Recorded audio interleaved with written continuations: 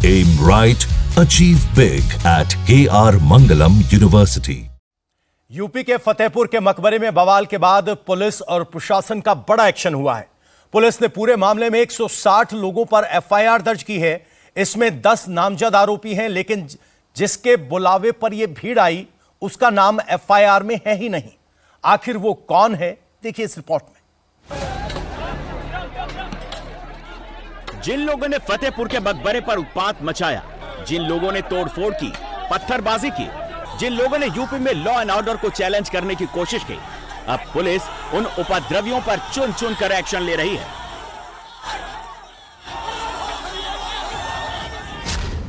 Police ने पूरे मामले में कुल 160 पर एफआईआर दर्ज की है। इनमें 10 नामजद आरोपी और 150 अज्ञात लोगों के नाम हैं। इसके अलावा पुलिस ने आरोपियों की गिरफ्तारी के लिए कई टीमें गठित की हैं। एक दिन पहले फतेहपुर के मकबरे में जमकर बवाल हुआ था। हिंदू महासभा समेत कई हिंदू संगठनों के 2000 लोग ईदगाह में बने मकबरे में जमा हो गए। तोड़फोड़ की,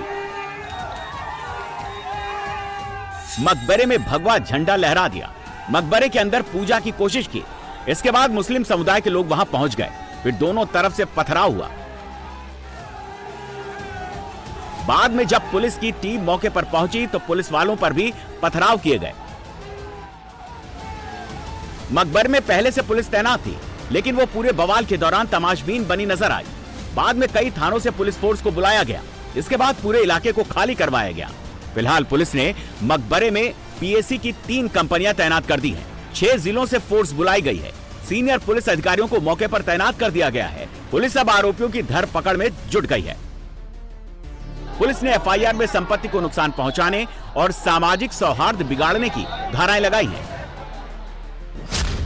पुलिस ने जिन 10 नामजद लोगों को आरोपी बनाया है, उनमें धर्मेंद्र सिंह बजरंग दल, अभिषेक शुक्ला बीजेपी से जुड़े हैं, जबकि अजय सिंह जिला पंचायत सदस्य हैं। आरोपियों में देवनाथ धाकड़, पुष्पराज पटेल, ऋतिक पाल, प्रसून तिवारी और विनय तिवारी बीजेपी से जुड़े हैं, जबकि पप्पू चौहान समाजवादी पार्टी के कार्यकर्ता हैं।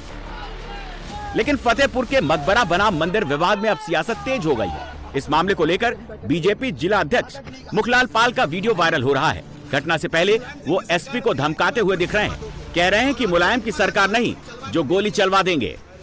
एसपी साहब, आपने कहा था ना कि 7 बजे हम बैठक करेंगे, कहा था कि नहीं कहा था?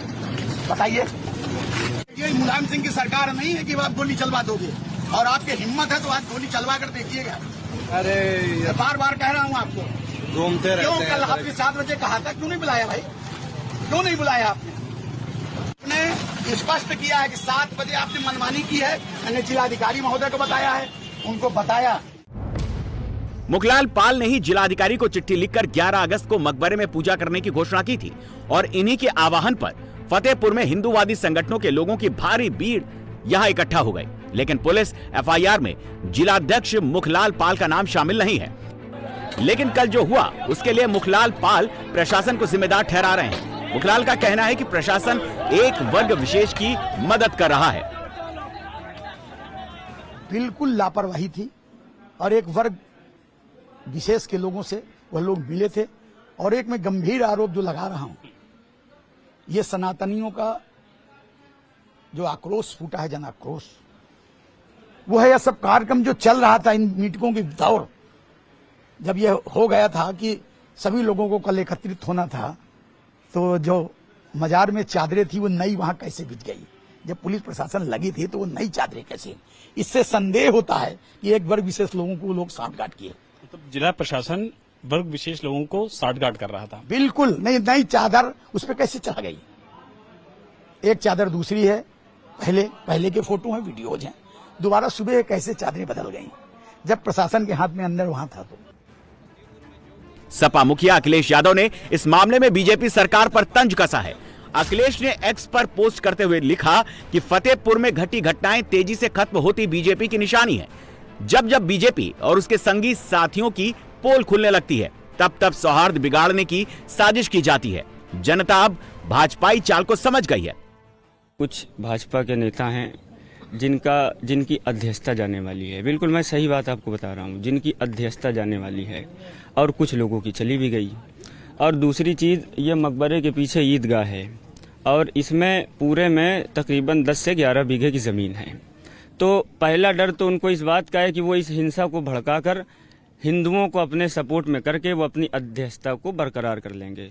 और ये भी वो लोग हैं जिनके ऊपर 50-60 लाख की चोरी का इल्ज़ाम लगा है, जिनके ऊपर 50-60 लाख की चोरी का इल्ज़ाम लगा है। उन लोगों ने कुछ लड़कों को पकड़ा, उनको दारू पिलाया, उनको पैसा दिया और इस खतरनाक काम को करने के लिए यहाँ लेकर आए।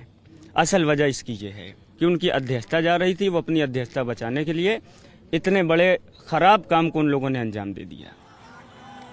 सवाल है कि आखिर फतेहपुर में यह बवाल हुआ क्यों, इसकी वजह जानना भी जरूरी है। दरअसल हिंदू संगठन कल नवाब अबू समद मकबरे में पूजा करने पहुंचे थे। उनका कहना था कि यह दरअसल प्राचीन शिव और कृष्ण मंदिर है जिसे तोड़कर मकबरा बनाया गया। मुस्लिम समुदाय इसके दावे को खारिज करता है। मुस्लिम समुदाय के मुताबिक यह मकबरा करीब 500 साल पुराना है और सरकारी रिकॉर्ड में यह भी दर्ज है। लेकिन हिंदू समुदाय का दावा है कि इस मकबरे की दीवारों पर त्रिशूल और कमल के फूल अंकित हैं, जो हिंदू मंदिर होने की निशानी है। वहीं तनाव के बीच फतेहपुर के एसपी के मुताबिक अब हालात पूरी तरह से काबू में हैं। देखिए, जो लोग इसमें शामिल थे उन लोगों को पहचान करके उन लोगों के खिलाफ एक एफआईआर कोतवाली थाने में दर्ज की गई है। जो 10 लोग इसमें नेम्ड हैं और 150 लोग करीब इसमें अज्ञात हैं।